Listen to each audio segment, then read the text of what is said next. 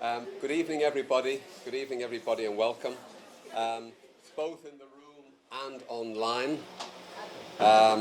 Welcome to the second John Radford annual public lecture here at the School of Psychology in the University of East London. My name is James Walsh. I'm on the lecturing staff here in the Department of Psychological Sciences.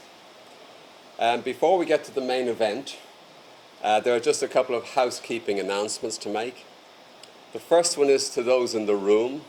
So we're not expecting any fire alarms or fire drills. So if an alarm bell goes, then we leave the room immediately by the two doors either side of me. Make your way to the end of the corridor, down the steps and out of the building to a gathering point, and do not use the lifts that are just outside. To those of you who are watching online, I would like to invite you to mute your microphones. We decided not to mute everybody's from here, because apparently it's quite difficult to then unmute at a later stage, and there may be time for comments and questions later, so we don't want to sort of silence people. Third, back to those in the room, there's a change of venue for the post-talk refreshments. So rather than going across to the C wing in the third floor, the refreshments will be served in what we call the fishbowl, which is just this glass panelled room literally 5 yards from this door here on my left-hand side. So it's just across there, and that's where the refreshments will be. So please do not go to the C wing on the third floor, unless you're one of those people who was thinking of just coming along for the refreshments, and then you wouldn't know otherwise. Finally, the annual lecture, as you can see, is going to be recorded and made available later, and it's going to be given by Dr Paul Penn, about whom more will be said shortly. I just thought I would say a few words to remind ourselves who John Radford is. After all, the talk is the John Radford annual public lecture. So John introduced psychology to what was then the West Ham College of Technology back in 1965. He was the first head of department, and within just a few years he built up the department such that it had a national reputation and was comparable to universities that had been long established and much better resourced. He later became Dean of the Faculty of Science and oversaw the progression of the College of Technology to a polytechnic in 1970. One of John's many important contributions to our discipline was his introduction of psychology as an A-level subject in 1970, and his tenure as the chief examiner for most of the subsequent decade. He also produced, along with another colleague who has since retired, Ernie Govier, one of the very first A-level textbooks in psychology. And many of us were fortunate, of a certain age, were fortunate enough to have received our first grounding in psychology via the textbook of psychology co-written by John. I did notice on Amazon this afternoon that you can, if you wanted a hardback copy of the book, they're selling at £178. So a pretty good investment, both financially and educationally, I would say, at the time. It's also maybe worth noting that Psychology A-Level is one of the top 3 A-Levels that students choose at the moment in the UK. As well as running the Faculty of Science and setting up the A-Level, John also found time to co-found the Association for the Teaching of Psychology, also in 1970, and he chaired it for most of the next decade. He still remains an honorary life member of the ATP. And he also played a very significant role in the British Psychological Society through his involvement in numerous committees, groups, working parties, and so on. He is a fellow of the British Psychological Society, an honorary life member, and in 1996 he received the Society's first ever award for distinguished contribution to the teaching of psychology. And in 2012, John received a further special award from the BPS for lifetime achievement in education in psychology. Although he retired a mere 36 years ago, John has continued to develop his interests in many different fields and to share his wisdom and his insights whenever and wherever possible. He continues to research and write, and his last book was published in 2020. Some of the titles are intriguing and demonstrate his creativity and his thirst for knowledge in equal measure. Three examples that jumped out at me are The Intelligence of Sherlock Holmes and Other Three-Pipe Problems, Don't You Believe It? 60 Things Everybody Knows That Actually Ain't So, and my favourite of them all, A Nice Derangement of Epitaphs, a random collection of published malapropisms, solecisms, and barbarisms with comments and corrections, and that was just 5 years ago in 2017. One of the threads that connect all of John's enormous contribution over the decades is his love of learning and teaching. And it is for that reason that the School of Psychology's annual public lecture is named after him. John summed up his overriding aim for psychology, for education in general and for psychology in particular, as responsible autonomy, which he defined as the ability to make and carry out informed decisions, always having regard to the interests of others. I don't think a philosophy has ever been more relevant and more needed as it is today. I haven't mentioned it yet, but I am delighted to say that Emeritus Professor John Radford is sitting right here in the front row of this lecture room right now. So it's a great pleasure to bid him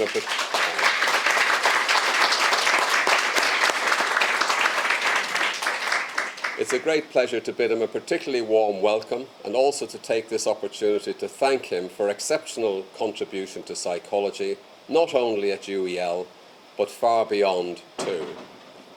Something that I recall John saying in this very room a number of years ago when he gave a talk is that there have always been pressures in higher education. We may think that we're the cohort suffering particularly badly, but he reminded us, as somebody who had been around many years in psychology, that it has always been so. There have always been pressures. But John was very optimistic about our collective ability to meet those threats and challenges and to always keep moving forward, something that I found to be a rather consoling thought, I must say. Talking of moving on, it gives me great pleasure to welcome to the floor Dr. Ian Pickup, who is the Pro-Vice-Chancellor for Education and Experience at UEL. Ian is probably very well qualified to tell us about the pressures in higher education, both current and future, but his other role this evening is to introduce our guest speaker, Dr. Paul Penn, the person who's delivering the second John Radford annual lecture. So welcome again to everybody, and Ian, it is now over to yourself. Thank you, Ed. Yeah, thank you. And my pen. There you go. Lovely. Thank you very much, James. And good evening to everybody here in the room and everybody that is joining us online this evening. It's a great privilege, really, to welcome you here to the University of East London, to the Stratford campus here in Water Lane, and specifically to the School of Psychology, and most importantly, the second John Radford annual public lecture, as we've just been hearing. Good evening. We have in the room and online, I'm told, current students at UEL, some alumni of UEL, FE College students and staff, and teachers and academics from across the sector beyond this particular institution. And that is kind of a testimony to the appeal of people wanting to know more about learning and teaching, and particularly the focus of Dr. Penn's talk this evening, effective studying, and how the use of psychology and application of psychology, perhaps we could say the science of learning, can be brought to good effect. This year's lecture comes perhaps obviously at a time of great challenge for society at large, not just the HE sector, as James has mentioned. And we're living through a time of seemingly constant volatility, uncertainty, complexity, and indeed ambiguity. And during times of this type, we will all be worried to an extent about local, regional, and global challenges, what we might call grand challenges or indeed wicked problems. And it's in this context that we talk tonight about learning and teaching, and we hear from Dr. Penn about the effectiveness of that. And for me, that's about helping to find some solutions to those challenges and to those wicked problems. And through all of our work in education across the lifespan, we perhaps hold some hope that we can support learners to be impactful, thoughtful, and considerate citizens in this complex world that we're in.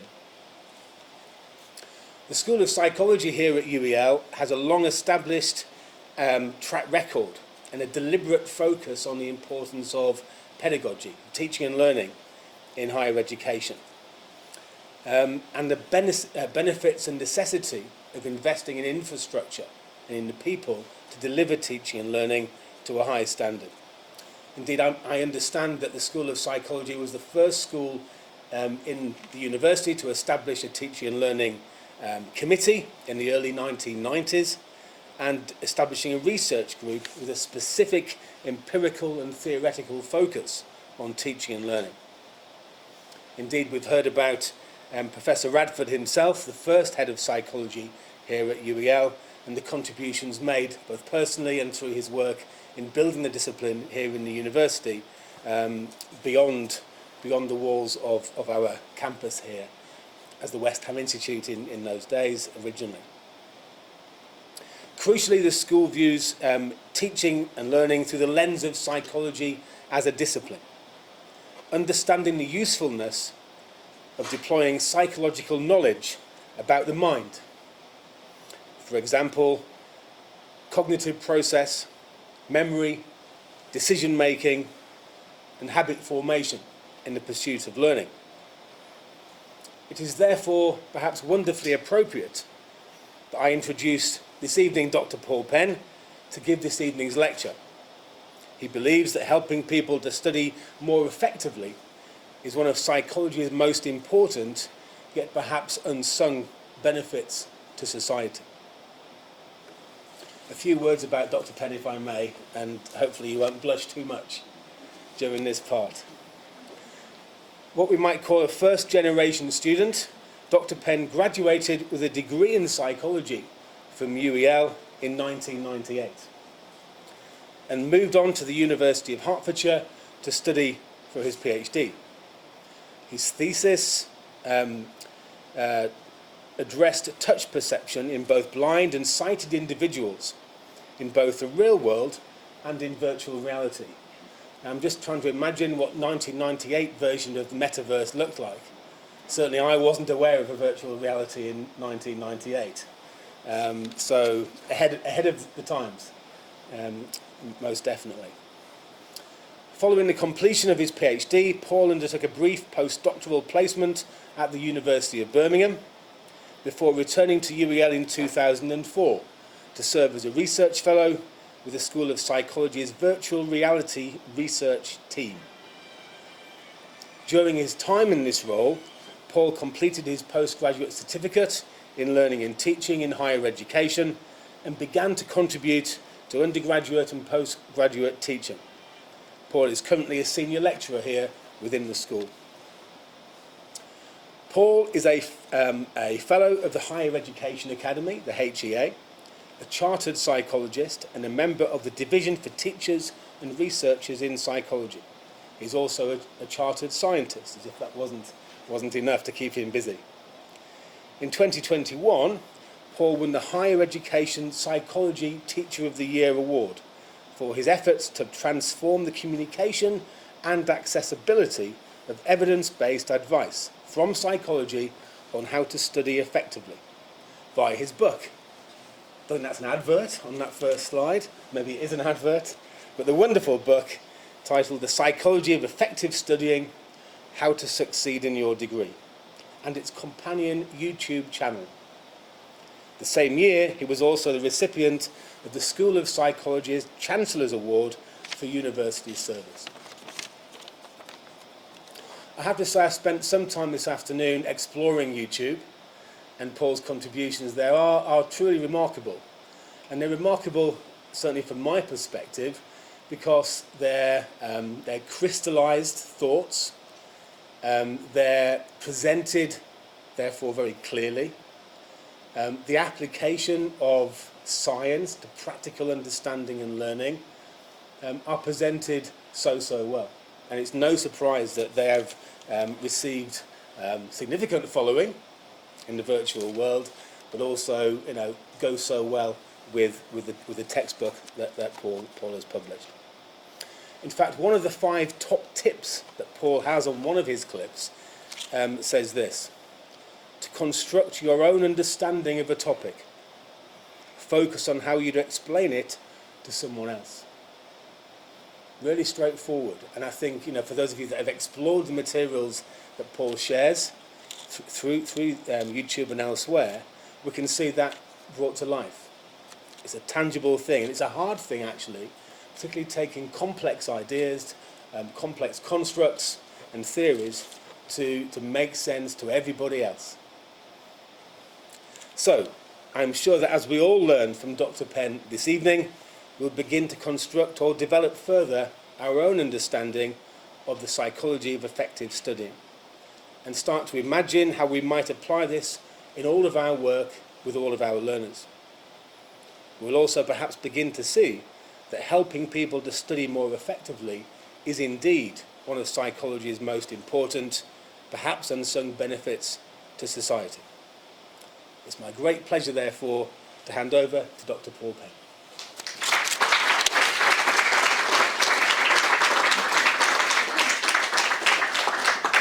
Thanks very much, Ian, for the very kind words. Thanks to James as well for doing the MC stuff there. That's a new job for you, James, I think now, henceforth. It's wonderful to be with you all. I've been really anxious to do this lecture. I mean, not least because of 2 years being cooped up with COVID and talking to a screen. So being the rampant egomaniac that I think a lot of lecturers secretly are, wanted to get him back in front of a crowd again.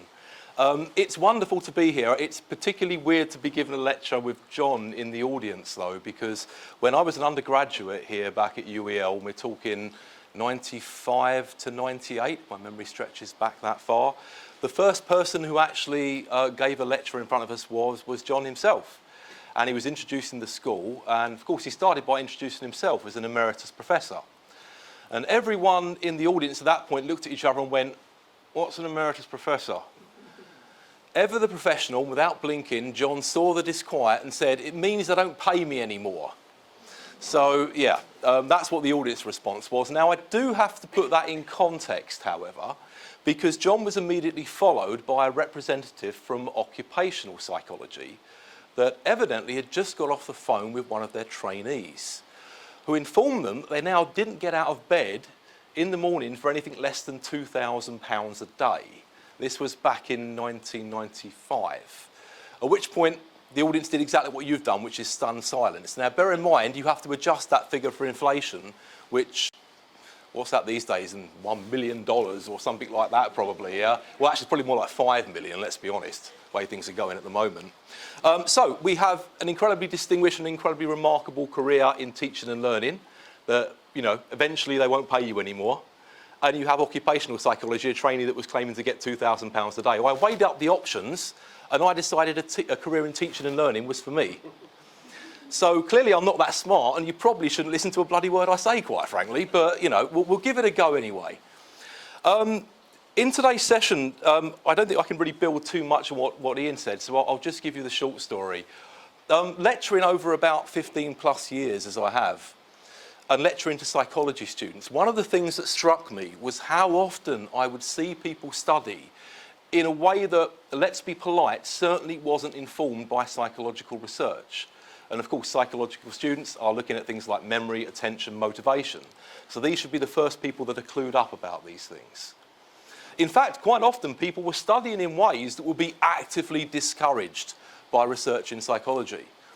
And I really wanted to do something about this. I thought we certainly can't have psychology graduates emerging from UEL not knowing how to study effectively. That's not good for anyone.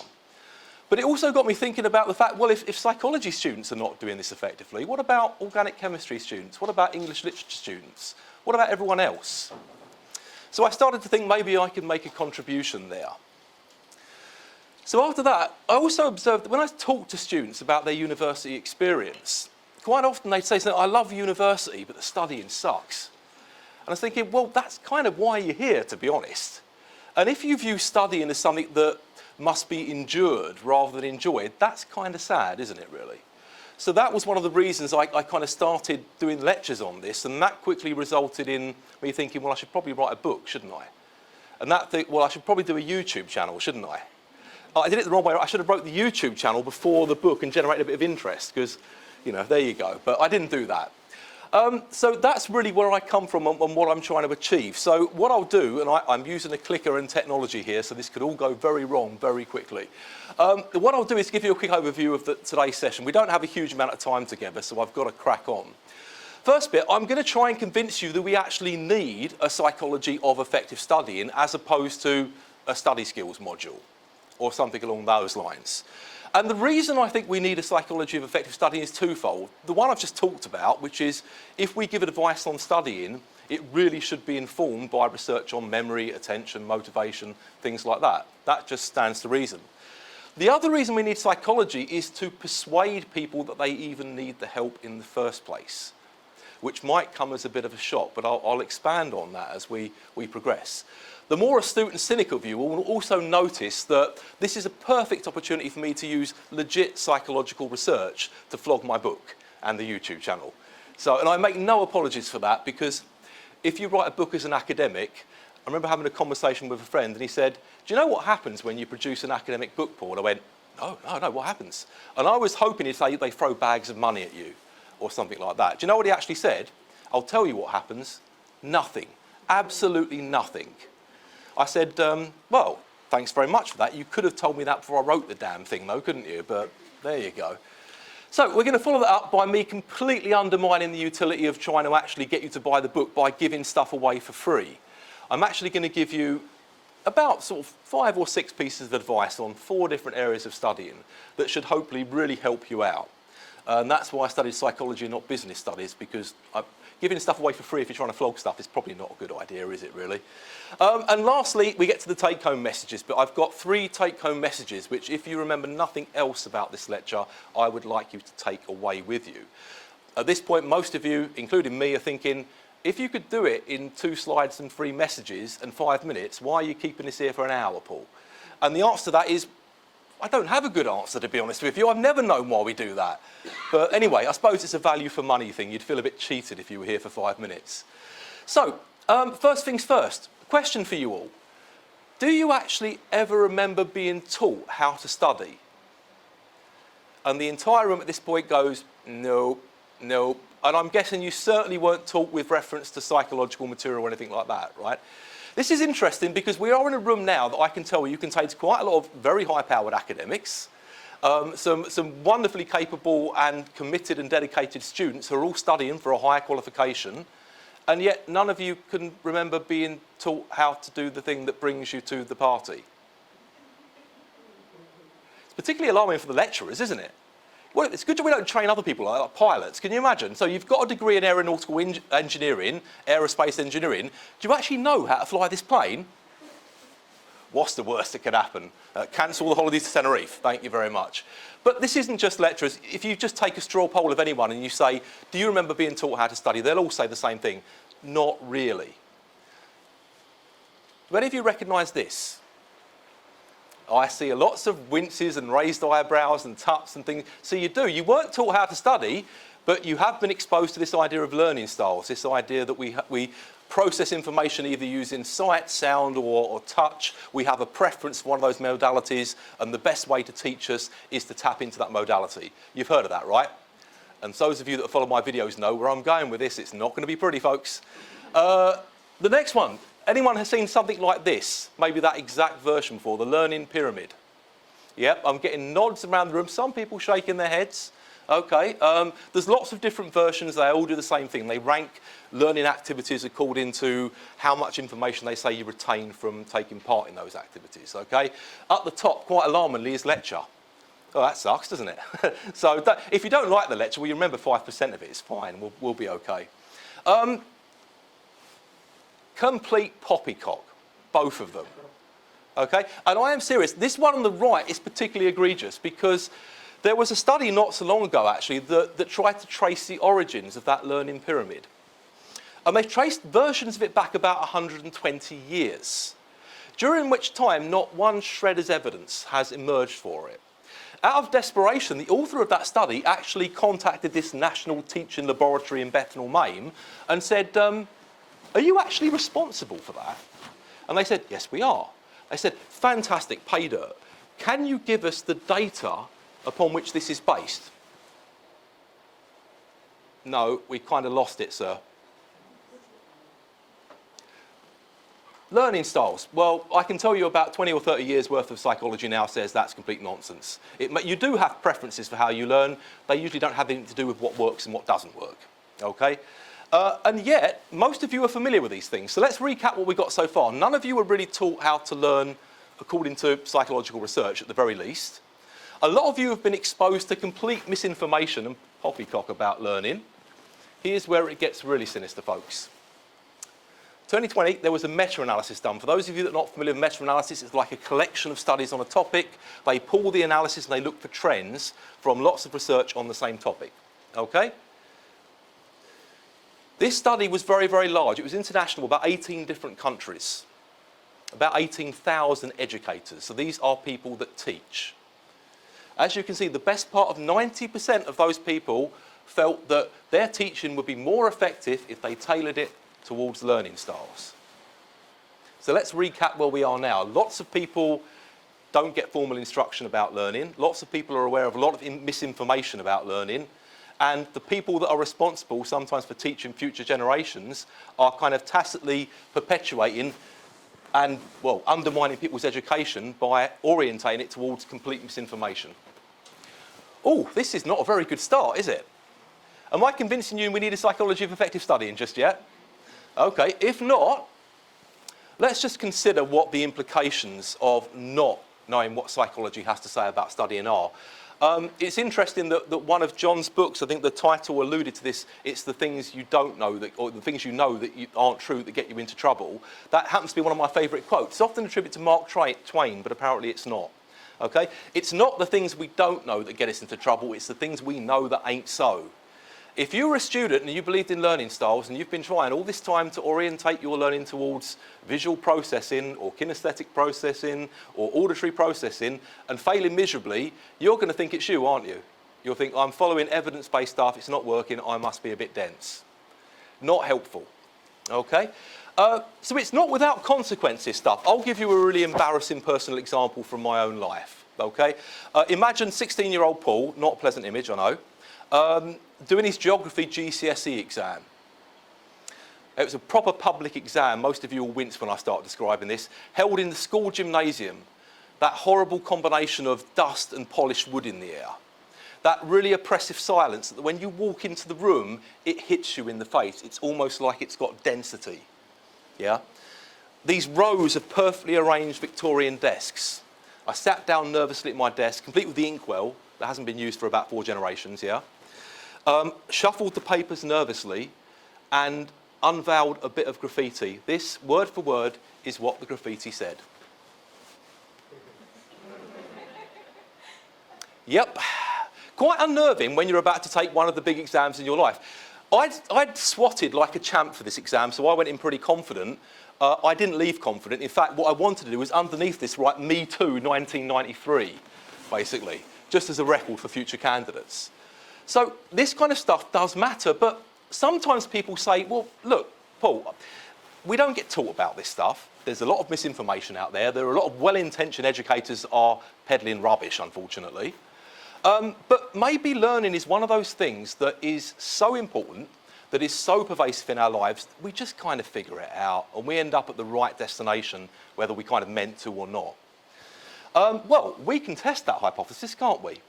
All we have to do is look at the research that studies how students actually go about studying and compare that to what psychology says works. And if people do get it right, we should find that students are using the most effective methods naturally, yeah? What do you think is going to happen?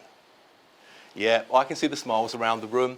On the left-hand side of the screen, you can now see a table. On the left-hand side of that table, there are some very commonly used approaches to studying. At this point, you will note probably three things, actually. Who recognises some of those approaches to studying? Yeah, okay, right, okay.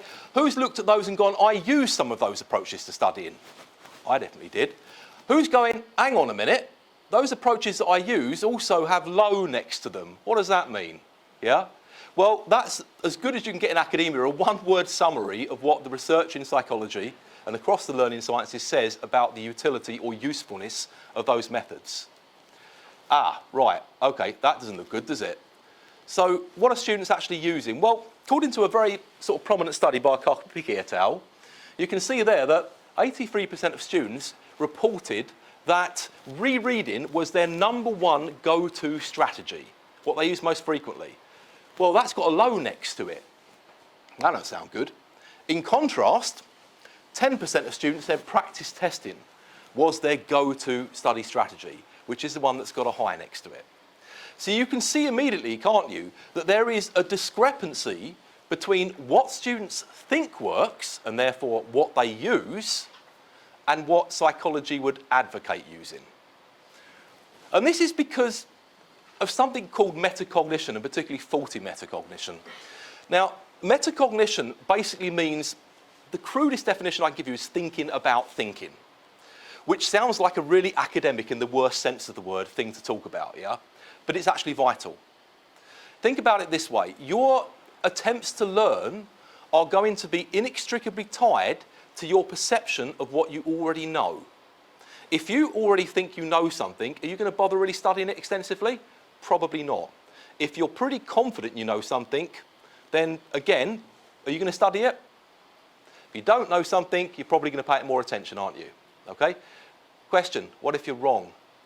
What if your ability to monitor what you know and what you don't know effectively is flawed? Spoiler alert, it is, significantly. Okay? One of the reasons for this is, and I'll give you an early example of metacognitive error now, we tend to confuse study strategies that are easy to implement and easy to use with the ones that are effective. Think about things like rereading. Dead simple, isn't it? Just reread things over and over again. And as you do that, what happens? It starts to feel, subjectively at least, familiar, doesn't it? What happens when you're tested on that material without the source in sight? That feeling of familiarity suddenly becomes completely illusory and evaporates, doesn't it? Okay? And we don't take these kind of things into account. Really good literature here. I've given you a nice reference there called Desirable Difficulties by Bob and Elizabeth Björk, an amazing team of cognitive psychologists that have looked at this kind of issue for many, many years now. The problem with this, and the point I'm trying to get at here, is it's the things that are ineffective that generally feel like they're effective, and the things that are effective that generally feel like they're not working very well because they're hard work. Okay? And that's what you've got to be careful of. And you've particularly got to be careful because if you already think you're good at something, what's the likelihood you think you're going to need much help with it? You're probably not, aren't you? Okay? Now, hopefully we'll get to the next slide here. This is where I say that why people need convincing. If your metacognition is telling you, I already know this stuff, I'm already good at this stuff, you're probably not going to seek help, are you? So when someone offers help, you're probably not going to be hugely receptive to it. And that's what I found when I first started doing sort of psychology of effective studying. People were, I wouldn't say hostile, but extremely reticent to take part in it. I always felt like it was very much a marketing job. I felt like Homer Simpson in this clip. I'm about to use a video, folks. The whole world might crash now. Let's see if it works. This is kind of how I felt. Homer here is trying to sell a homemade aphrodisiac and not doing particularly well. Sir, hello, sir. Yes, you look like a man who needs help satisfying his wife. So, But the point there is people generally don't like to be told that they're not doing something well that's important to them. Think about this from a student perspective as well. You've arrived at university, you've got good enough grades to get into university, and suddenly someone like me comes and says, you might want to tweak your studying a bit. Your immediate reaction is, I think I'm all right, Paul. Yeah? Now, this is where it all goes wrong. Oh, thank goodness for that. There we go, we're fine. Another reason that people can be reluctant to take part in this stuff is because, well, how did you feel when you started university? Does the word overwhelmed ring any bells to you? The amount of reading you have to do and things like that. Well, that's common. In the literature from student transitions between further and higher education, one of the consistent themes is, how do you do all of this reading? Okay? Now, someone like me comes along and says, I know you're an organic chemist. I know you've got a lot on in your curriculum, but I want you to read a bit about psychology as well to help you study. What are you going to say? No, sorry, Gov, I haven't got time for it. Okay? And of course, what you're doing there is exactly what's depicted in that picture. You're making your life harder in the long term. You're studying less efficient by not engaging just because you think, I can't deal with this initially. By the way, it's a complete myth that higher retaining students spend a lot longer studying than lower retaining counterparts. You can probably guess where I'm going with this. They just spend their time differently. Okay? They spend their time doing the things that I'm going to tell you about in the shortly to come second part of the lecture. Okay? Third reason I think people often need convincing, and why we don't just say, do this, don't do this, do this, don't do this, is because if I said the word study skills to you now, what's your immediate reaction? Be honest. Can't say I'll blame you. That picture actually was taken by a disgruntled lecturer and sent to a national newspaper because they'd arranged a session to go over revision advice and marking criteria for a forthcoming examination. And as you can see, they were killed in the rush of students to attend the lecture. Right, do you think all of those students actually were prepared properly for those exams, or do you think they're suffering from metacognitive errors? I would say they're probably suffering from a few metacognitive errors there. But I think the other reason as well is that, I mean, let's be honest with this stuff. I mean, we say to students, when you come to university, it's all about evidence, okay? You've got to use the literature. You've got to use evidence. You've got to formulate arguments based on evidence. And then how do we teach study skills quite often? We just say, do this, don't do this. Now, at the very best, that looks hypocritical. At the worst, because you're not telling students to do the very thing you're advising them to do in their degree subject, it just looks like you're full of it, quite frankly, doesn't it? Okay, so that's another reason. And I think the final reason, and this is the most damning one, is people tend to think this stuff is just remedial. You engage with this stuff if you are failing, and only. And that's something I really want to contest, because having that view of psychology of effective studying is a bit like saying, I only take my car to the garage when it breaks down. Well, that's one reason to take it to the garage, but perhaps if you took it to the garage to be serviced, i.e. tuned up, i.e. optimised, it will run better and it will have less chance of breaking down. And that's how I'd encourage you to start thinking about using psychology to improve your studying. Okay? It's not to stop you from failing, it's to maximise and optimise what you're doing. So what we end up with is this conflation of things, metacognitive errors, practical concerns, that make students completely incredulous that they could actually benefit from this stuff and make them a bit hostile. And the way that I like to sort of illustrate that to students is to show this clip. We're back to a video again, folks. Let's hope it works.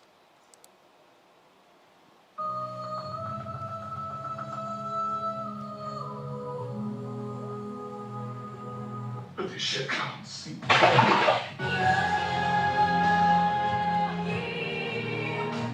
Just what you need this time of night to be blasted out by, I've forgotten her name, Celine Dion, isn't it? That's right. I think I prefer that version of the Titanic, if I'm honest. And secondly, I am not the guy with the glasses, the author of that, or am I? No, I'm definitely not. I can't take credit for someone else's work.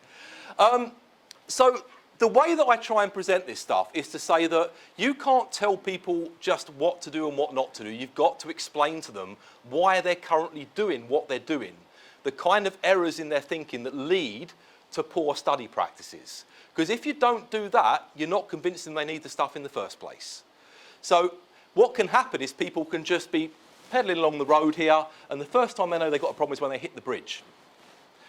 Telling you why people make these errors is equivalent to that sign there. If you hit this sign, you will hit that bridge. That's what appropriate or accurate metacognition does for you. It's an early warning system saying you're doing it wrong, you're doing it wrong, you're going to fail, or you're going to get a better mark than you want. So, that's what I'm trying to do. So that's how I orientate the advice. I explain to people the kind of metacognitive errors that can lead to poor study habits and sustain them, why it's not a good idea, and then what you can do instead. I also try and keep the advice quite practical.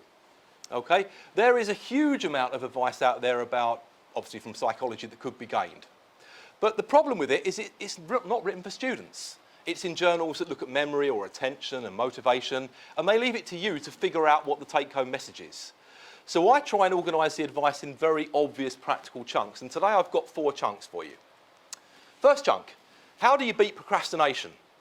That'll be popular with everyone because everyone's going, I wish I knew, Paul, because it's cost me enough in my life thus far.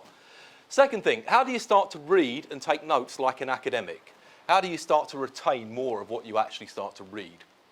Thirdly, what happens when you start using appropriate methods of studying that work, but it feels like your world is falling apart? How do you convince yourself to keep going rather than just revert to old habits? And finally, what can you take from psychology that will really help you get off to the right start with your assessed work and stop you getting a worse mark than you wanted or even potentially failing? Okay? So, procrastination, first and foremost. Who suffers from procrastination in the room? Show of hands. Everyone, always everyone. Okay. 3 culprits behind procrastination, well, 3 main culprits. The problem with procrastination is it's got so many ways of getting its teeth into you. Firstly, we tend to procrastinate on things that we doubt our ability to do very well. It's what psychologists call perceived self-efficacy. Okay? Now, if you've had a bad experience of studying in the past and had variable results, you're probably going to start to doubt yourself. Bingo, 1 out of 3. 2, we procrastinate on things we find boring. Newsflash, folks, reading something over and over again, not particularly interesting. That's 2 out of 3. Because of those 2 out of 3 things, you're probably also going to resent doing the work, and resentment is the third part of the trifecta here, okay? And you're particularly going to resent doing it because you've got deadlines. Those deadlines are interfering with things, really inconvenient things, like your drinking schedule, for example. So that's 3 out of 3. Not good so far. But here's the doozy. Beautifully summed up by this post here. Hard work often pays off after time. Laziness pays off now, always. This is a very good way of explaining something that psychologists call hyperbolic discounting. And what it basically means is we prefer to do tasks that give us small rewards that are available right now than tasks that give us much bigger rewards, even gigantic rewards, that we get at some point, maybe, in the future. What kind of tasks do you mostly do in academia? The ones that give you the rewards right now, or the ones that you have to defer, like graduation, yeah, in the distance? Pretty much everything you do as an academic is like deferred reward, isn't it? Okay? So, procrastination has an enabler. It's called the planning fallacy. Anyone ever heard of the planning fallacy? Basically means we are useless, completely hopeless at estimating how long it will take to get something done. And of course, if you don't know how long it will take to get something done and you underestimate it, there's very little reason for you to not leave it to the last minute, because you think, I can do it at the last minute. Now, you can demonstrate this very well using poor old students as guinea pigs again. You go up to dissertation students, you say, wait, how long do you think it's going to take you to do your dissertation? They say, let's say 3 months. And you say, okay, I want 2 more estimates from you now, one of which will be your best guess, okay, your most accurate guess, which you've already given me. Second is, if everything that can go wrong does go wrong, how long then? Sod's law estimate, okay? Third one, if everything goes right that could go right, how long then? Best case scenario. What you then do is you compare how long they said they think it would take to how long it actually took. Guess what happens? They underestimate chronically, even in relation to their most pessimistic estimate. Now, given the role that a dissertation occupies in determining your final mark, not good news for you. Okay? And the worst thing is most of us respond to procrastination. What do we do to ourselves? We just tell ourselves off, don't we, afterwards? We're like, I always do this. Why do I leave it to the last minute? Why don't I learn my lesson with this stuff? Do you think that works? Maybe we should all get ourselves a Shia LaBeouf. Remember the do it guy. Maybe we should just all end up with something like this in our lives. Oh my God, is he out there again? Hey, didn't I tell you yesterday I was calling the cops? Yesterday, you said tomorrow. So just do it! How are you even getting up here? That's an impossible climb. Nothing is impossible! Are you jumping down from the roof or something? Do it! I swear to God, if you're jumping down from up there... You should get to the point. God damn it, Shia, I'm calling the cops. What are you waiting for? I'd quite like one of those actually in my life, to be honest with you. But before you start going to hire Shia, because I'm sure he's very expensive, no. Research looks at self-reprimanding. It looks at forcing down people's throats instances where they got it wrong for doesn't work. Okay? What can you do? Well, this is one of those very happy occasions where psychological knowledge corresponds with something your mum and dad probably told you when you were growing up. Let me give you an example. This is a very simple plan for writing an essay. Okay, sorry about the size of the text there, that's actually quite deliberate. The plan is, number one, write essay, end of list. 3 days. 3 days to write an essay. Does that look fair enough? Presented like that, just 3 days? Someone's straight because they know full they've been bitten by experience. But I would say that that looks reasonable. People at home are going, 3 days, try 3 hours for the deadline, Paul. Same task, exactly the same task, unpacked or broken down into its component parts. Does 3 days still look reasonable, folks? Not so much anymore, does it? Now, I'm not going to read, you don't have to read all this out, it's just for effect, yeah? But if you break an essay down into its component parts, you've got to retrieve the essay question, you've got to retrieve your notes, you've got to go to the library, you've got to conduct a literature search, you've got to read the literature you've got to sort for the wheat from the chaff. I'll leave it there, you get the point, okay? Suddenly, presented like that, exactly the same task, 3 days doesn't look very long anymore, does it? In fact, you look at that and go, are you kidding me? That's not free, that's a week's work now at least, isn't it? And that's how you get around that tendency to underestimate the planning fallacy, yeah?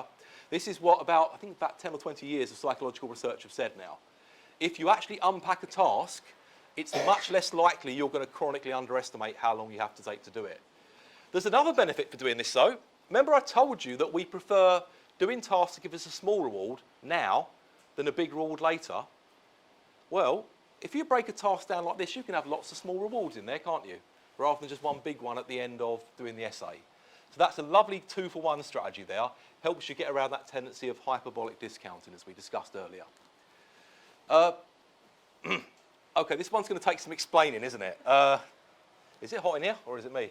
It is actually really hot in here, believe it or not. So, often you'll hear a lecturer say to you, reading in academia is not like reading a novel, okay? In that you don't read it from cover to cover, okay?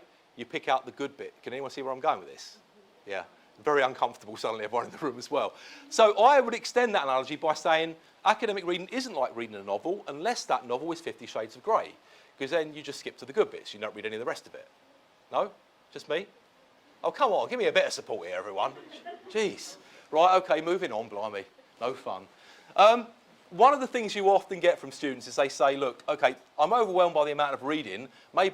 Maybe I have to take it in by doing something that's cramming the books in there, just cramming as much in as possible. But this tends to reflect an error in thinking that we've got an almost infinite processing capacity. We don't, okay? If you have a look around the room just now, immediately you'll realise that there's way too much going on, and even in this environment, to take in simultaneously. You've got to focus in on something, haven't you? You've got to sort the wheat from the chaff and decide what you want to attend to. Well, you've got to do that with reading, folks, as well. One of the big problems that students often have, you say to them, why are you reading this source? Because they show this chapter and they say they're very proud of themselves, they read this source, and you're like, what did you get from it? And they're like, it was long. Yeah, it was long, I'll give you that, but what did you take from it? And they're like, I don't actually remember much, weirdly enough. And then I'll say to them, well, what did you want from it? And they'll say, what do you mean? I'll say, well, why were you reading it? And they'll say, well, you told me to. Well, okay, that's a good enough answer, but you need some sort of criteria for distinguishing between the stuff you need to attend to and the stuff you can ignore. Because otherwise, all the words in that text are equally salient. You can remember all the words in that text? Of course you're blooming not going to. Okay? The cognitive psychologist in the room will now be thinking, aha, he's talking about cognitive load, isn't he? He's talking about limited processing in your working memory. Well, I won't go into that in detail, but basically what you have to do to try and reduce cognitive load, or one of the things you can do that, is to very clearly distinguish between the information that's necessary to do a task, or to take something away, and the information that may be interesting but is surplus to requirements. How do you do that if you don't have any criteria for what you need to know, for sorting out the important information from the not so important information? So, my simple bit of advice and warning to you here is if you don't have any questions, the text can't give you any answers ever. You are just reading it to no ends, and you will come out feeling like you haven't learned anything, even after you've read it 5 times. Okay? Now, the reason why you have to start asking questions of text, anyone guess? Why is it so important to ask questions? What does it snap you out of if you're asking questions, or what does it snap you into? Any suggestions? You're doing it now. You're thinking. A more active interaction. Yes, you're actively interacting with the text, and the degree of active interaction is that much greater. If I ask you a question now you don't know the answer, you immediately start to think about it, didn't you? Do I have anything up here that could be vaguely useful? Okay? Now, this is really important because questions, explanations, are the key to unlocking your memory. Okay? Questions are the catalyst for thinking. Thinking is, if you like, what determines what you remember. Beautiful quote by Daniel Willingham once, who said that memory is the residue of thought. So what you think about determines what you remember. Okay? So that's why passive rereading doesn't work, folks, because you're not thinking about anything. Okay? So what can you do about this? So it's all well good me saying think about stuff, but is there a method you could use that will help you achieve that? Yes, there is.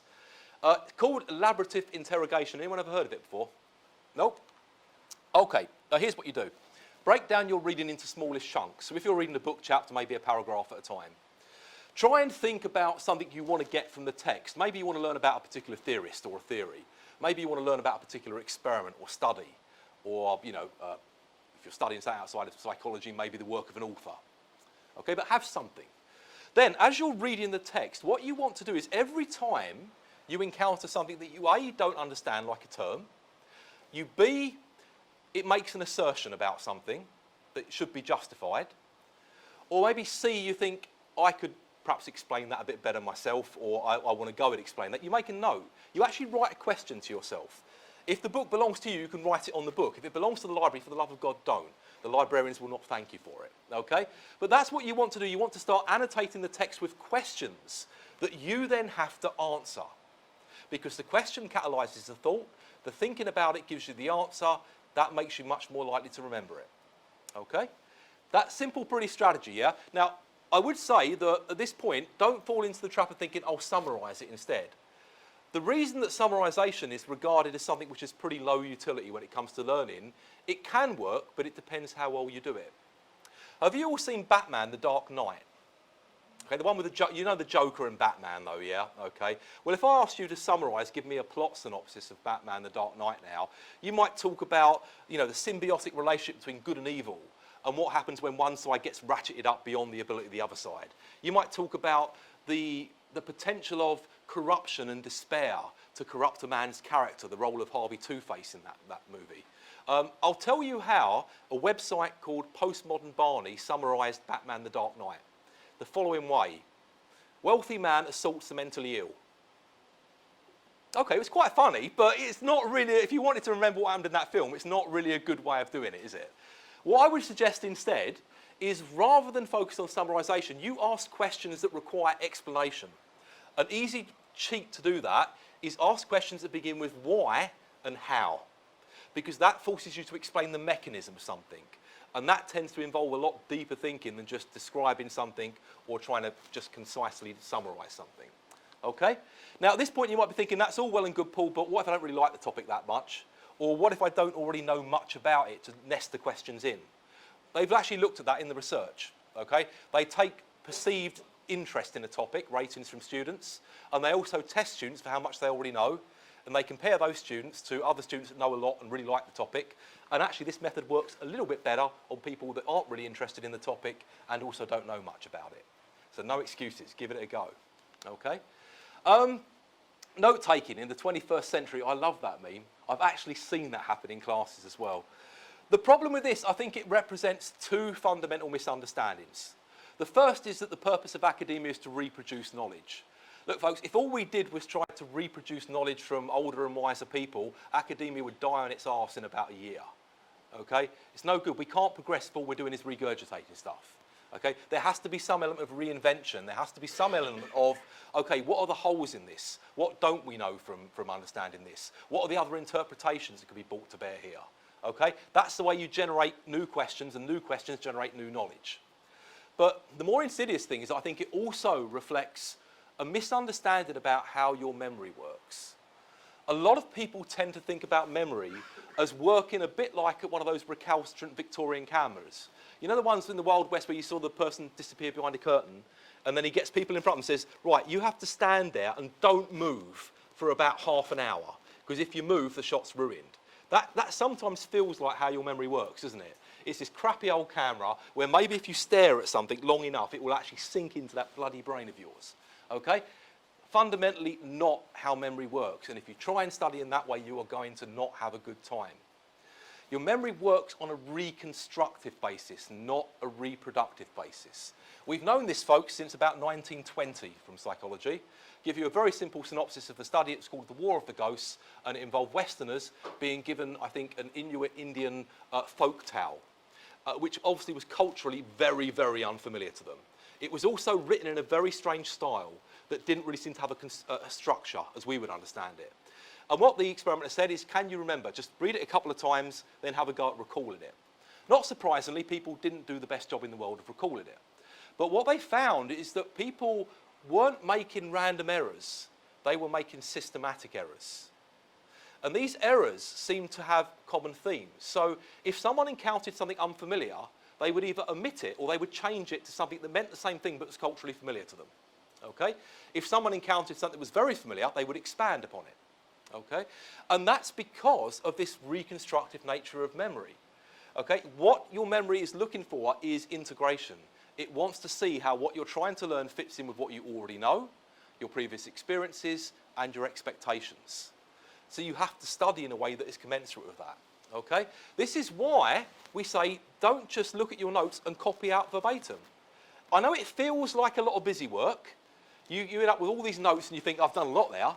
And I know when you highlight something and you highlight a lot, you look at the page and you think, I've done a lot of work here, haven't I? Like the highlighter works like a Sainsbury's scanner straight into your brain, okay? It feels like work, but never mistake activity for achievement. Not the same thing, okay? It doesn't work. So the thing that I'm going to tell you about now is a shortcut to trying to create your own understanding of something rather than just trying to reproduce what someone else has said, okay? That's absolutely vital. So, how do you do this? Anyone heard of 3R before? Oh, a couple of nods. Good, excellent. That's kind of bad because you know what's coming, I suppose, but good in that some of you have heard of it. A very simple method of reading and note-taking that will force you to start interrogating things and also explaining them in your own words. Again, break your source down into small chunks, okay? Paragraph at a time. Read. I'm sorry, there is no skipping the read step, folks. You've got to do that bit. There is a reason they say you have to read for a degree. Okay, again, if you can think of something you want to get out of it, all the better, okay?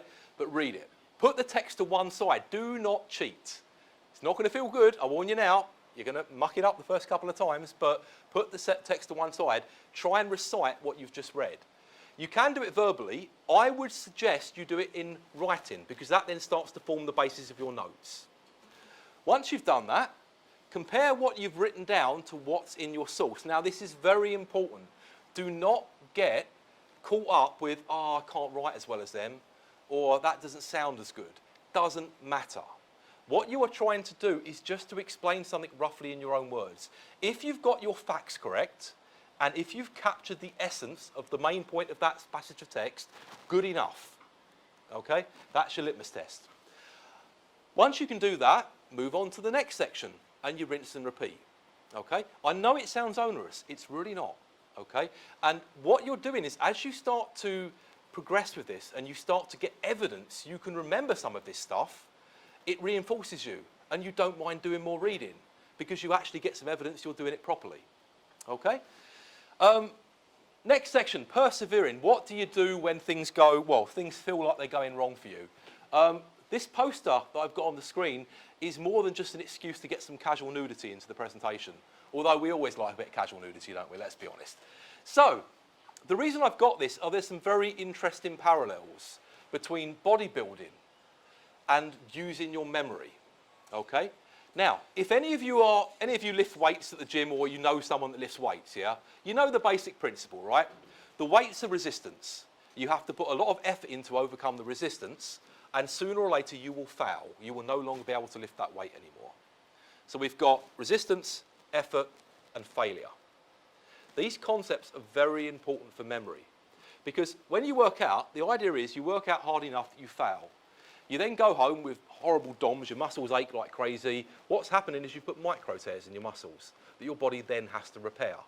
But it doesn't just repair you and restore you to how you were before, it makes you that little bit stronger.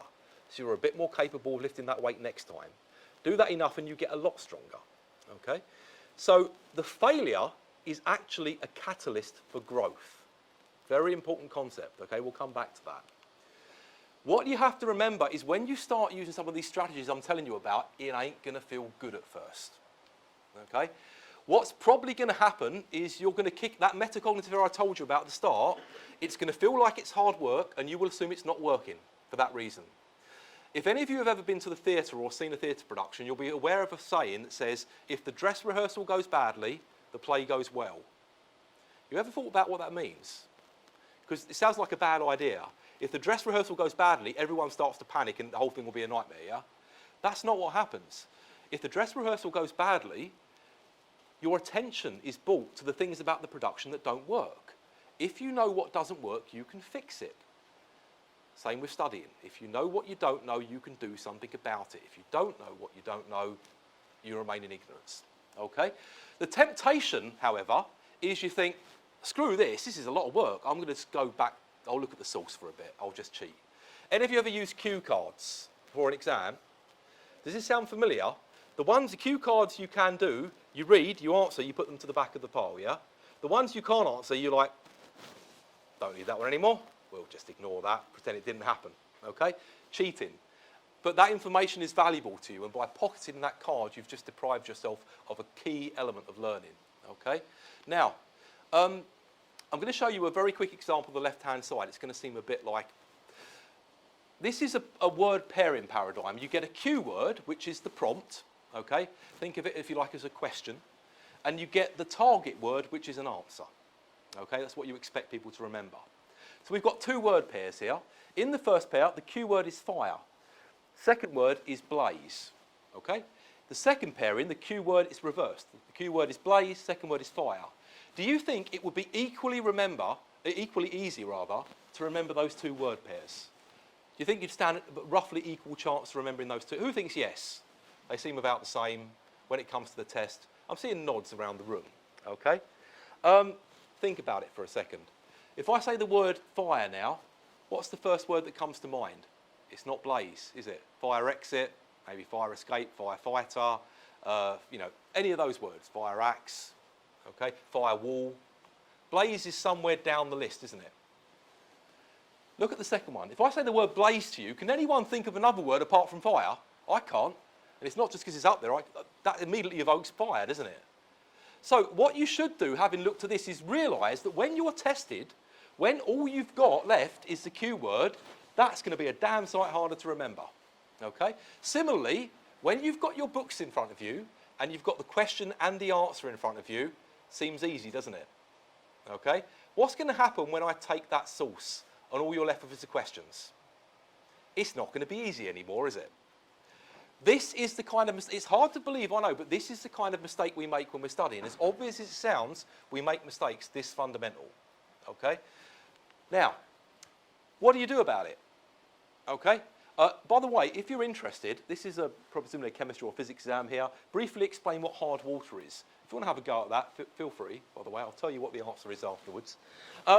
What you need to do is just start to not view testing as something that's done to you at the end of a module, but something you do as an integral part of your learning. Okay? It's utilising something in psychology we call the testing effect.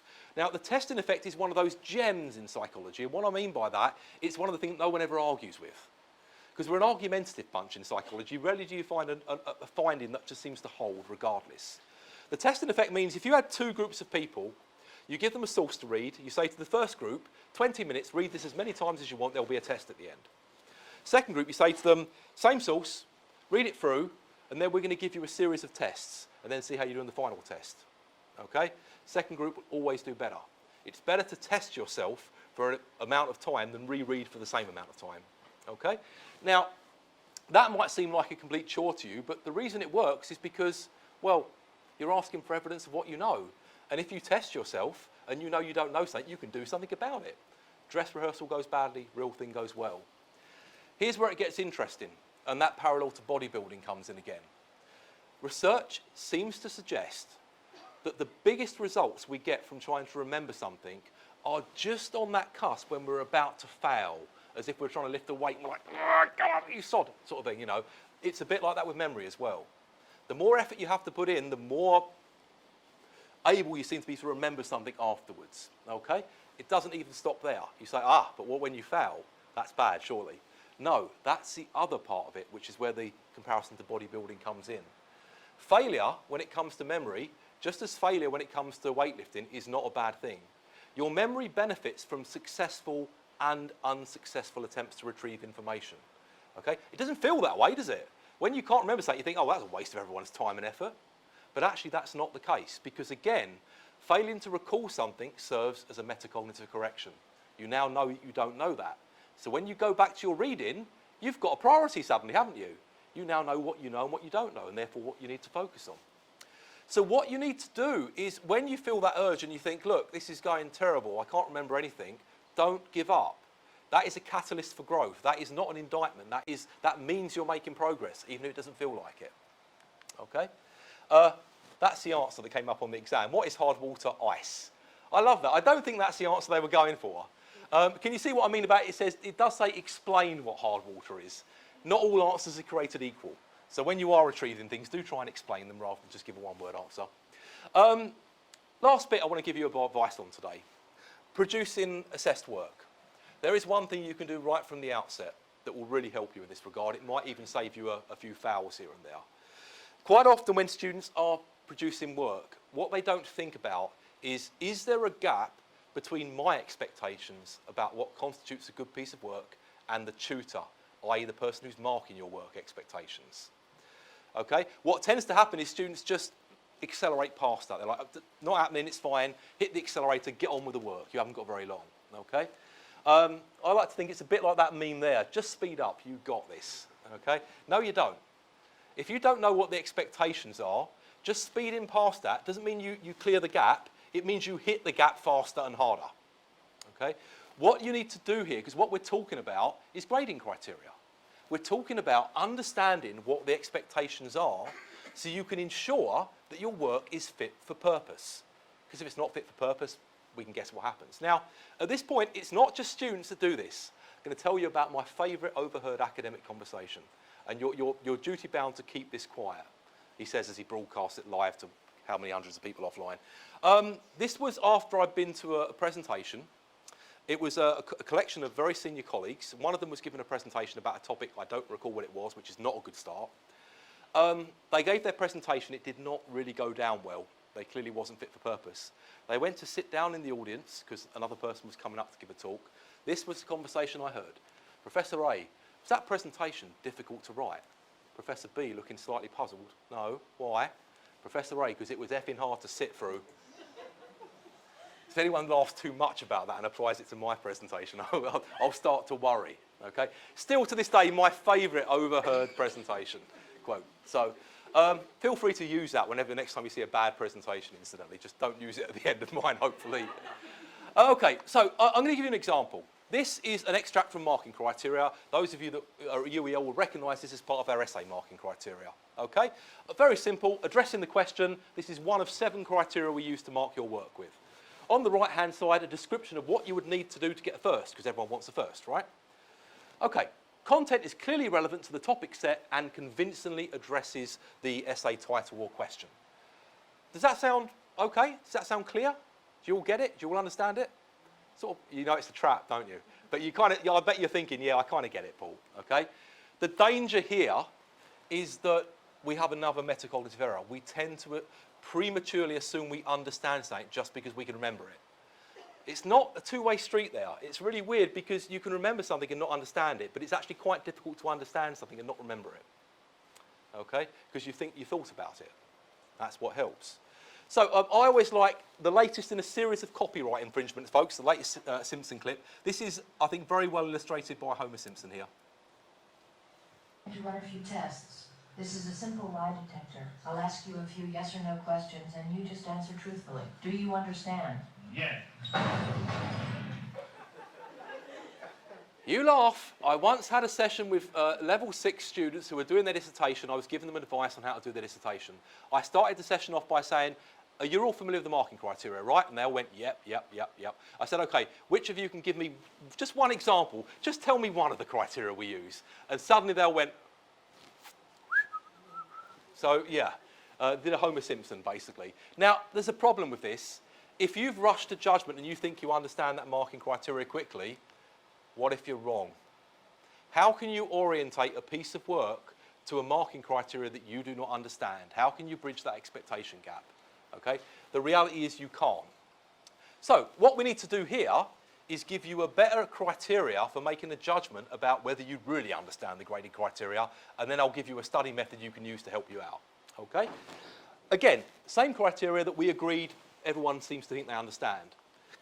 Sadler, an oldie but a goodie here, would say you don't understand this unless you can do the following 3 things. This is the criteria you use from now on to see whether you understand grading criteria. Could you recognise that? Would you really recognise a first-class piece of work with respect to addressing the question? We've already got people shaking their heads. Blimey, that's a bit where you should go, yeah, I can do that. Okay, well, that's fine, that's fine. Having recognised that exemplar, could you use that to evaluate your own work? So to what extent am I doing what that person is doing there? This is where people start to go, not really. And then, having made that comparison, could you use that comparison as the basis for improving your work? Yeah. Suddenly that question about do you understand the grading criteria becomes a bit more complicated, folks, doesn't it? Who still thinks they understand that now? Yeah, lots of, oh God, no, why did you do this to me, Paul? It's too late in the evening for this. Okay, I'll tell you what you do. How do you think lecturers get good at this? Practice. What do you think you need to do? Peer evaluation. Okay? Now, some of you might have this kind of exercise in class. What the tutor does is they make up fake exemplars of work that have achieved certain standards. They ask the students to mark that work, and then they use that in producing their own work so they can actually benefit from understanding the grading criteria. Lo and behold, the students that do that get better marks. Okay? So what I would suggest you do now, if you haven't got this kind of exercise in class, start applying the grading criteria to examples of your previous work. Okay? You're not attached to it anymore, you'll rip it to pieces. Brilliant. Start, if the tutor gives you exemplars to use those. Attach the marking criteria to that. How about when you're producing a piece of work, rather than just submitting it and hoping for the best, how about you actually try and mark it yourself, run it past the tutor and say, I know you can't tell me what mark you would give, but this is where I think I roughly am in terms of how I'm achieving these marking criteria. Do you think I'm on the right lines? Because wink, wink, nudge, nudge, they probably will tell you that. Okay? A bit of a warning here. Do not compare work you're currently doing with other students. You mustn't swap work you're currently doing. That's collusion. Okay? But if a tutor gives you a piece of work and says you can use this, previous work of yours and that's okay. Right, some take-home messages, because I've no idea what we're doing for time, probably hideously overrun, hopefully not too bad. Here's the first thing. Hopefully you've spotted a recurrent pattern here. A lot of the advice I've given you is 1, very basic, and 2, occurs quite early on in the process of studying. So let's recap. How to avoid procrastinating. When you're planning a task, i.e. in the early stages, make sure that you break it down. When you're reading, have some point to doing the reading. Ask some questions. Again, right at the start, very basic. When you're doing notes, okay, understand the way your memory works. Very basic, do it right at the start. When we're talking about persevering, don't be put off when you initially, i.e. right at the start, don't do very well. Very basic, very early. Okay? And lastly, if we're just talking about grading criteria, the first thing you should be doing before you do a piece of work, looking at the grading criteria. Very basic, very simple. But if you do not do these things or you get them wrong, that's what happens. Everything that follows is probably going to be a bit off too. Okay? There is, however, a flip side to that. Just a few quite small changes early on in the way that you approach studying can also mean that doesn't happen. You don't have to put a huge amount of work or effort in, but it can change the knock-on effect that would otherwise occur. Second thing I'd like you to remember is from now on, it doesn't matter what you think you know, it's what you can prove you know that matters. Okay? Ask for evidence of your knowledge. Don't trust your intuition because your intuition is wrong. We tend to flatter to deceive ourselves when it comes to what we know and how competent we are. So I would suggest that what will often happen is these metacognitive errors I've told you about is a bit like joining this line here. They tell you comforting stuff that you'll like, but it's wrong, it's lies. And you'll only find out usually when you get to the assessment, okay? Instead, get in this line, which is always the least popular one. Okay, as Wittgenstein once said, there's no greater challenge or nothing so difficult as not deceiving oneself. This is what you have to become good at, folks. And the way you do that is by using evidence. Same thing we teach you to do in your subject areas. Finally, I would say you're going to have to be proactive. Those of you that are UEL, by all means do this. Those of you from different institutions, you spend most of your time as a student at higher education studying what?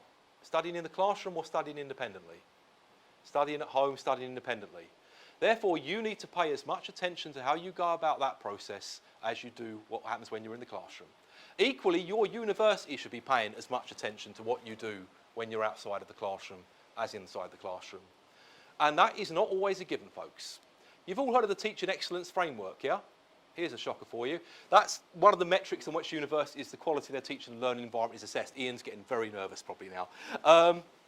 What I'll say here is the last version of the TEF, because it's been revised, there is a new version.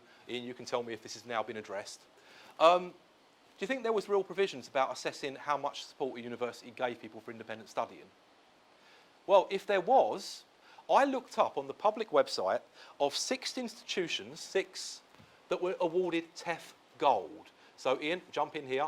That is nationally excellent environments for teaching and learning, isn't it? These nationally excellent environments for teaching and learning on the sites that are designed to support students in their independent studying were promoting none other than learning styles. That thing I told you right at the start was nonsense. So you should all pile down to universities, teaching and support centres now and say, how is what you're doing informed by the psychology of effective studying? Just do me a favour there, that will help. But it's a very serious thing because you need to. Because universities are understandably very concerned about the metrics that drive the system. But these do not always correspond with what works.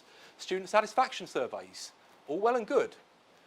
How good do you think the correlation between what is popular and what is right is? What do you think university is going to err on the side of?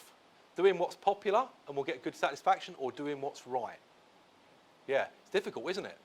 And this is one of the reasons why telling people about metacognitive processes is so important, because that's how you reconcile it. If you suddenly say to students, more tests, they'll go, boo, NSS, foul, yeah? But if you say, this is the reason why you need to test yourself during the process of studying, this is how we support you, suddenly, university's doing a good job. This is what makes it so important. So this is the first thing you need to do, be proactive in getting support from university. If you find that's lacking, or you just really like me or what I do, then, I do have some stuff, please buy the book. Or just subscribe to the website. But whatever you do, what I would say here is pay attention to that quote at the top. You may be muddling along, you may be getting a mark that you think is good enough, you may be on track to what you think will be an acceptable degree. Don't ask yourself, is what I'm doing okay thus far? Ask yourself, how much better could I be doing if I just invested a bit more time studying in a way that was informed by psychology? And I think that's a good point on which to leave it, folks. But before I do, I will leave the last person to the person that always gets the last word in my house, my son. So, thank you for your kind attention, folks.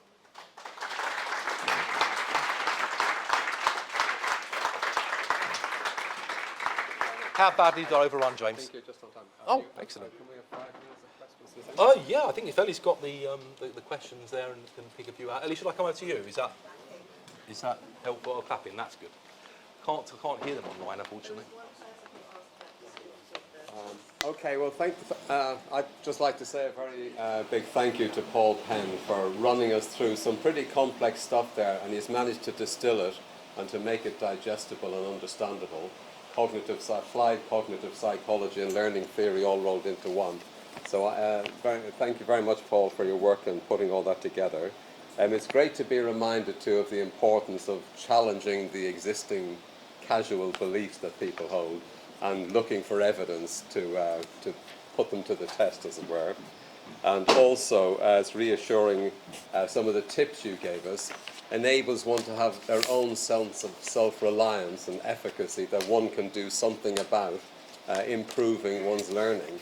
You know, it's within one's own grasp, which I think is particularly nice. You're not reliant on other sources. So thank you very much for that. Now, I think Paul's agreed to give us 5 more minutes for questions. We'll take 1 or 2 in the room and maybe some from the internet as well. So where would you like to start, Ellie? You could reach what the distributed practice one about. Someone's asked about distributed practice versus interleave practice and things like that, Ellie. Distributed practice refers to something that psychologists refer to the spacing effect, which is that if you have, let's say, 6 hours to study, rather than cram it all into one 6-hour marathon, it's better if you do like 3 sessions of 2 hours. It's one of those other effects in psychology that is pretty much undisputed.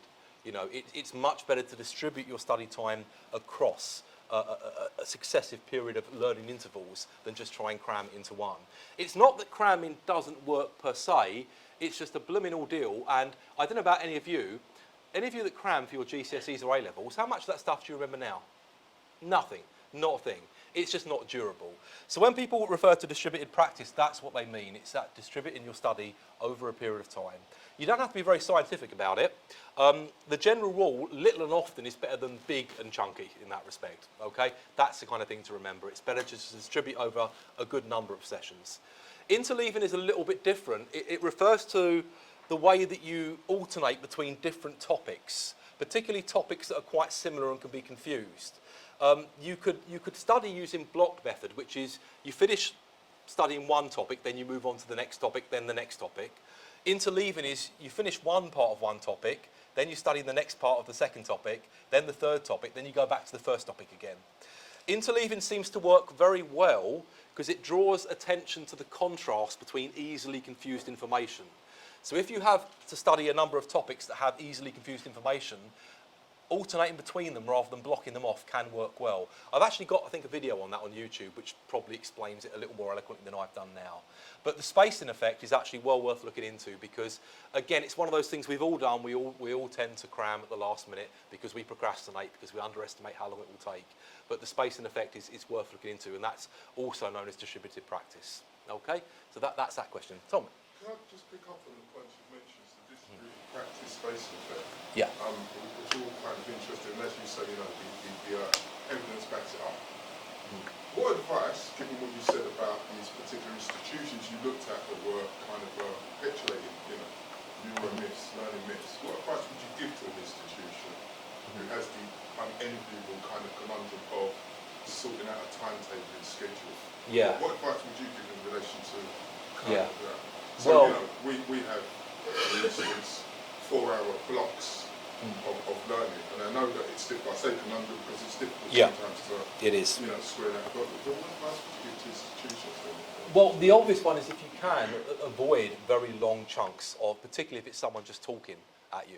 What you don't want is, I mean, I always think of it this way. Lectures are, sometimes there should be an element of interaction. When you do a public lecture, there is a bit of a performance going on. So I interacted with you a lot less than I would if you were just doing a regular lecture. But you noticed that I was asking you questions and I was trying to give you a chance to think about things, and I was presenting stuff that you had to relate to what I told you and stuff like that. What you want to avoid is a one-way conversation, particularly if it's going to be for 4 hours. Or something like that. And yeah, it's difficult because of timetabling constraints, but it's something that you have to try and work around if possible. It gets really complicated when you start thinking about interleaving, because then you've got to really think about how you schedule a module. And then things like the module length come into, because, you know, if you've got an assessment and you have to have maybe 2 assessments for a module, one has to occur halfway through the module. So in some ways, it's better to do kind of the long, almost like the long, thin modules that give you that more leeway to do interleave stuff, to do distributed practice and things like that. So it is very difficult though, because as you say, there are constraints on timetabling. It's sometimes universities are complex phenomena kind of thing. But we've seen recently with things like, you know, the COVID and the fact we can do things remotely, maybe that's a solution. The problem we have at the moment is unis are under an incredible amount of pressure to revert back to in-person specifically. And the problem with that is that's not evidence-based either. Okay, the government have adopted this line of being in person is always best, always this and that, but actually online learning, if it's sorted pedagogically, works extremely well. And I think the problem is we've gone from pillar to post. We've gone from all being online now to everyone back on campus. That's all there is to it. And I think the solution probably lies in that somewhere, Thomas, if there are those kind of constraints. But we have to tread, and I'm not saying UEL here, we have to tread very carefully institutionally not to fall foul of these external pressures, because, you know, without putting too fine a point, the Office for Students, is it not Monopolies and Mergers Commission, but the Competition for, I forgot what it's called. Yes, that's the one. Thanks, Ian. We are under scrutiny. You know, that's the reality of it. And I'm hoping that will back off and it will allow for more innovative pedagogy and for more, give us more sort of legroom to do these kind of things. But yeah, you should certainly avoid it if possible. No one wants to be talked at for 4 hours. Most of you are probably going, when does this finish now? And it's an hour. So, you know, I think that's something probably to be... That was too much laughter from the back there. So, but yeah, that's, if you can, that's something to be avoided. And it may mean a radical rethink of the way we go about delivering content, even perhaps deviating from things like modular structure, which has always been a bit of a double-edged sword in that regard, isn't it? So I don't know if that answers your question, Thomas, to be honest with you, but it is... Yeah, you're going to have to negotiate with timetabling, is what I'm saying there. Yeah, but yeah, absolutely. So. Another question. Yep. Online. Mm-hmm. Any? Well, if yep. you invite Russell to unmute, his hand's gone down now, so he might have to. Oh, okay. This is going to work bad if I can. Just ask if he can unmute himself. Oh, Russell, if you're there, can you unmute yourself and you can talk the question out loud rather than type it? If it's a hard question, I will mute you again, though. He may have changed his mind. Has he changed? I may have covered it maybe in the last one, perhaps. Any other questions in the room? Anyone want to ask? Yeah, over the back there. How much influence has your work had on how education is delivered here at UEL? How much has been implemented? That's a question for Ian, I think, rather than me.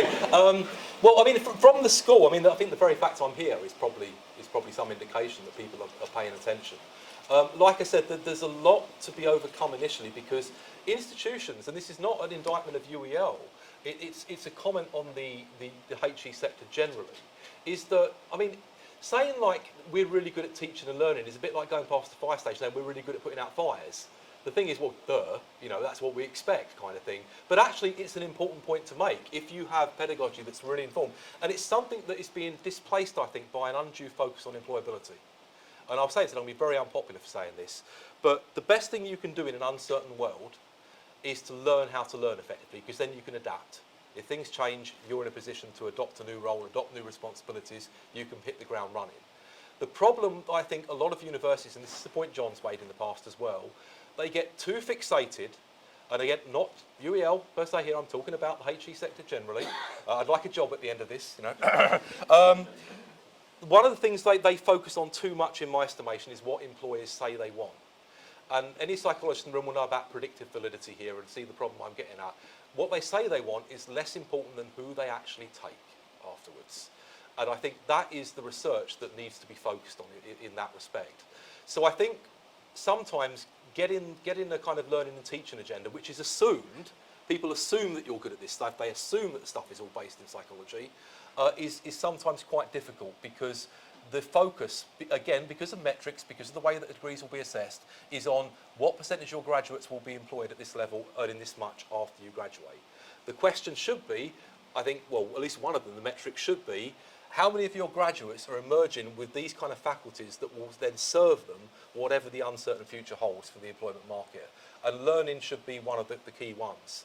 I don't know about you, but every time I see this survey, and the one on the list isn't reliability, it's never reliability, is the person turning up on time and actually doing what you're asking? I always think, I'm not sure about this survey, you know, I think there might be something missing here. So, does that answer your question? It's been attended to. If you're a student, you are a student at UEL, because I recognise you from the seminar group for 4002, isn't it? Sorry for... so yeah, I think hopefully it's coming across in the seminar as well that I give you. So... Ian, discussed as an addition to mental wealth is... Great suggestion, and so you asked the question. I know. So I concur with the vast majority of what was said on that. The good news is we're always looking to develop our teaching and learning, support students to have the best outcomes, that lead to good jobs, jobs that you want, but also to focus on the learning aspect and the assessment aspect. I think a lot of the content here is about understanding how you ask to show what you know. Isn't it? So we have those conversations regularly. We have groups and subgroups and strategies and all sorts of things that relate to that development on an ongoing basis. And of course, not of course, but mental wealth has now been through a full teaching cycle. So students who started 3 years ago, 4 years ago, will have all been through the mental wealth framework. And now is a good time to review, reflect, and see how we might develop that further. Oh, thanks, Ian. Just a very last question then from Mark McDermott. I was just wondering, you seem to be saying a lot of the time that the tail is wagging the dog, so I suppose. I just wondered, is there some kind of national forum for people like yourself, sort of trans university, HEI, pedagogic advisory group that would actually promote a sort of national move in the right direction, as it were, as you would see it in an evidence-based way? Yeah, it's a really good suggestion, Mark. One of the things that struck me actually when I first got into this, particularly when I was thinking writing a book, you always have to do a bit of market research because the publisher makes you do that. And I'd assumed that this was so blooming obvious that there would probably be about 25 books out there and I'd be told politely thanks but no thanks. As far as I could work out, no one in the UK. There's a couple of groups in the US, Learning Scientists being one of them that's definitely worth checking out, really good resources there, had produced this kind of book that really went beyond the traditional study skills of do this, don't do this. So I think the answer, Mark, is at the moment, I don't know of it. It's not to say there aren't, but it's not been brought to my attention yet, and I think it's a blooming good idea, quite frankly. Because, I mean, you have the Association of Teaching of Psychology, which John could tell you about and things like that, but a pressure group almost of people that say, look, we cannot overlook this stuff. This has to be central to what we do, and institutions that are not paying due regard to this stuff cannot expect good reviews of their teaching and learning environment.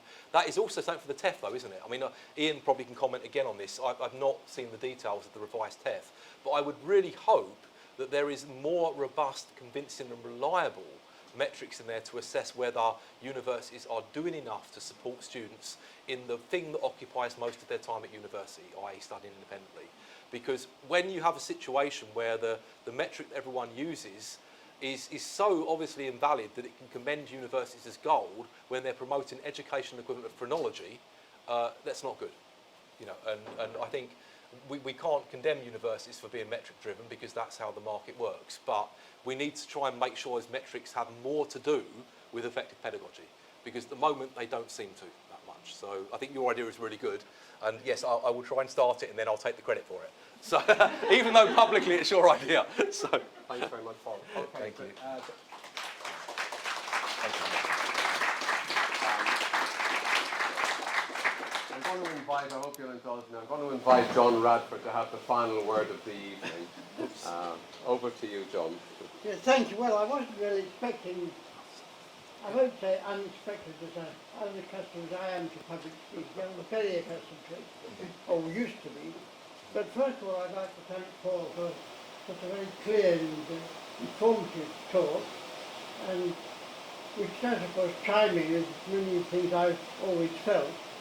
But the point is this, one point I want to make is this, that many of the things that he said about good teaching and good learning have probably been said off and on by good teachers through the centuries, probably since formal education began, which was probably about 8,000 years ago. And the difference now is we now can tell why something works and why it doesn't work. And that is a big difference that psychology makes for everything. So much of what is done, government policy downwards, if that's the way, or upwards to government policy, is based on what people think will work. I mean, look at the recent, they thought that the mini budget would work, but it didn't. But I don't say psychologists could not have made that mistake, but they made a mistake because they simply thought it would work. And that goes to such a lot of policy from government down to everyday life. But psychology does provide you with the means of finding out what does work, not what people just think it works. Now, I just had one of the things I used to do, well, two of the things I used to do was talk to beginning students and to nearly finishing students. These are traditional tasks to a head of department. And in the beginning, I would say some things are similar to what Paul has said, but without all the backup that he's been able to provide now. But in preparing for exams, which will come at the end of the course, one of the things I said was this, which I think does chime in with what Paul said. If you ask teachers in higher education across the world, what is the single mistake that causes students not to score better marks in their exams? I'm pretty sure, without testing it, I'm pretty sure the answer would be they do not answer the question. And that's what I try to give people practice in doing. The way to practice is just as Paul said. You can practice that, you can learn how to do it. And one of my little hobby horses is that one of the reasons they don't answer the question is because they haven't been taught to answer questions. They've been taught to write essays. That's not the same thing at all. What we want is not, what I want is not a good essay, but a good answer. Is this, or is what they say relevant? And my simple technique with doing it was, again, I think this chimes in very well with this. Faced with a question on the exam or other, imagine that somebody's asking you the question because they want to know the answer. You shall have to compare and contrast with what is the use of, say, Freud's psychoanalysis or something. It's asked you by somebody who is saying to you, well, you're a student of psychology, what is the answer? Why is one better than the other? Why is one better? Why do these experiments work? And that person should be someone who's interested, but doesn't know very much about psychology. They know it should have the answers, they want to know what is the answer. Instead, the tendency is to learn to write essays, write a nice set of comments about the question. Instead of saying, well, and another technique to get over that is to say, and I used to use this in exam preparation sessions, what is your one sentence answer? Here's a question, what are you going to say? What is your one sentence answer? Quickly, write it down. Then you can see where you're going. However, I'll just end, I won't run on, which I usually don't tend to do, but I'll just add one little bit of journalistic advice. An older journalist advising a young starting out reporter, he said, well, what you do to write a good piece of journalism is consider the question, write a good opening paragraph which sets the scene and describes the issues, then write what you found out, then write a final paragraph which sums it up and comes to a conclusion. And then take a pair of scissors and cut off the first and the last paragraph. And that's your journalism. And it's also, very often, your answer.